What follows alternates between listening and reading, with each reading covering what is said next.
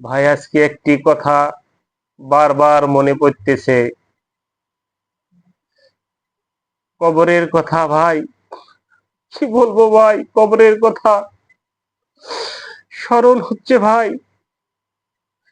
কবর প্রত্যেকটা দিন আমাদেরকে মনে করিয়ে দিচ্ছে যে তোমরা মুসলমান না হয়ে কবরে এসো না।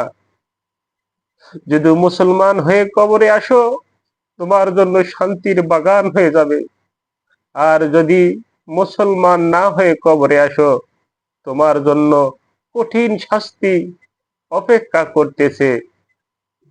ভাই, আসুন আমরা সবাই কবরের কথা স্মরণ করে নিজেকে পরিবর্তন করে আল্লাহকে খুশি করব এবং নবীর আদর্শ মেনে আমরা জীবন যাপন করব।